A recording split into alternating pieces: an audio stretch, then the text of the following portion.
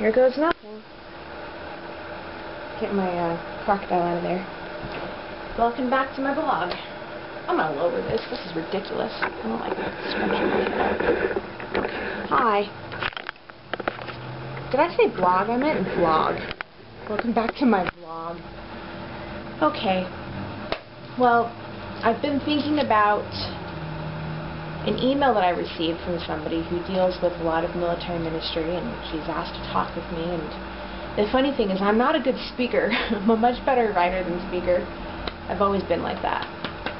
And so this is really not something I want to do. I mean, I do, but it's so much easier just to sing in front of a camera than actually talk and spill my guts out and talk about what works and what doesn't, knowing that I don't want to hurt anybody with what I say.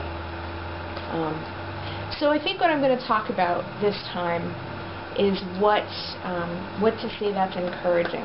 I'm going to take it from both sides. What to say to a spouse that's encouraging, and what to say to the person who's got PTSD that might be encouraging. The person with PTSD, that's it's easier and harder. Because you never know what might be a trigger, and new triggers come up. And a trigger, for those of you who don't know, is anything that triggers a memory or a flashback or anything remotely close to an association with something that happened to somebody from when they got the trauma. Okay, I can reword that. I can word that better. A trigger is the response, a negative response to a memory that took place because of the trauma. I guess that's a little better. Like, here's an example. One trigger was when my son was born. Crying was a trigger. My husband could not handle crying. I don't know if it was the decibel at which he cried, or just not being able to calm somebody down, or not being able to walk away from a situation, but my husband would flip. And he would just, he had to walk away from the baby so that he would not shake the baby or hit the baby. And I'm thankful that he walked away, but that was a trigger. That's just something that, involuntary reaction that comes up when you meet something that just doesn't agree or brings back memories or whatever. It triggers things. And so there are different triggers for different people, and as a result of the triggers, you have to pretty much formulate your life to fit each individual person's new personality when they return back from war.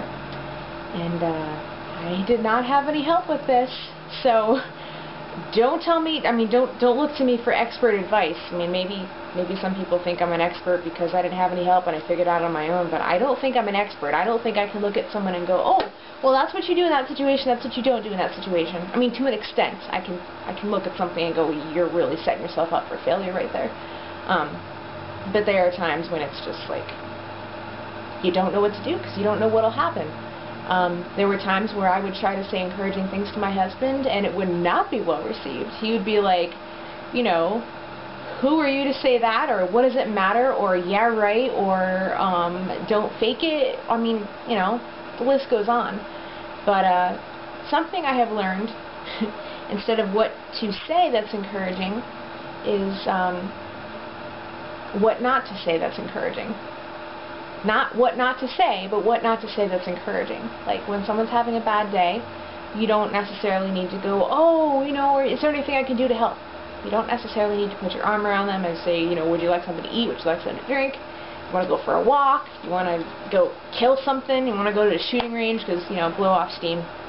Even I like the shooting range. It's fun. But sometimes silence is the best. And that's why I say, if you want a good prayer life, this is one way to get it. Whether or not you're up for the challenge, you're going to be tested. And so oftentimes what I would do is I would just let it go. And I would just put it in my head, put it in the suitcase of all the other memories I've got, and not deny it, not shove it away, but bring it before the Lord and pray about it. And how did I pray about it? I said, well, God, teach me how to respond. And teach me how appropriately to react, because reactions are usually the hardest parts for me. It's very easy for me to react to something and, let my words rip and say, that's not what's right. I know you're better than that. You're not the husband I want you to be, blah, blah, blah. I've done it. Oh, I've done it. And so, yes, oftentimes I would just keep quiet, or I would not say anything, or when I could tell that he was kind of coming down from his elevated emotions or just, whatever was going on, I would just say, are you okay now? Or maybe not even that, because that sometimes brought things up more too. So this is a tricky topic because for me, everything was a trigger. I could say something and it would trigger something. I could say something else and it would trigger something. And being married to someone with PTSD and a TBI makes it pretty much virtually impossible to relate to somebody. Communication was at a total standstill, and those were the times when all I could do was get in my closet and cry to God, because nothing works. So I can't give you a magical formula or some magic words to say or anything. I've got nothing.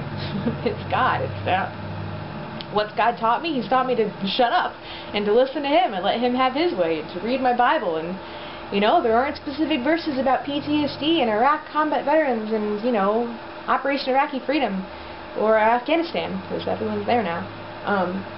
But there certainly are many verses about taking all our thoughts captive. That's 2 Corinthians 10:5. Taking all thoughts captive to the knowledge of Christ. Making sure that our thoughts are not destructive to somebody. And the hard part, of course, is figuring out what's destructive and what's not. And sometimes the things that hurt the most are not actually destructive. They just feel bad at first. It's kind of like, a surgeon goes in to do open heart surgery, and you've got a long time to heal after that, but it doesn't mean that the pain was bad necessarily. And so, of course, I would try to encourage him. I'd say, hey, you're doing a great job. Hey, I really liked how you complimented me today, little things. I really loved watching you play with our son today. I really love that you seem to be in a better mood today. Would you like to go hang out with your friends sometime? Hey, why don't we just go for a walk and do whatever? What can I make you for dinner? I mean, any little thing, It's not really rocket science to figure out what to say to somebody. It's more rocket science to figure out what not to say to somebody. Because kindness, when you're in a good mood, it's really easy to be nice to somebody. You're in a good mood. Kindness comes naturally to someone who's always happy, doesn't it? But when you're not is the real test, and when you're married to someone with PTSD, you're usually not too thrilled about your marriage. You're usually not too thrilled about life.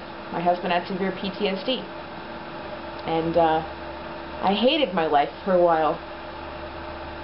Yeah. But I don't know. Do you have questions, thoughts, comments? I'm really new to this, and I'm really struggling with what exactly I should say. I've got a little notepad here with a couple notes, but it's chicken scratch, especially for someone who's got left-handed handwriting. Oh yeah, encouraging things to say to a spouse. I'll cover that.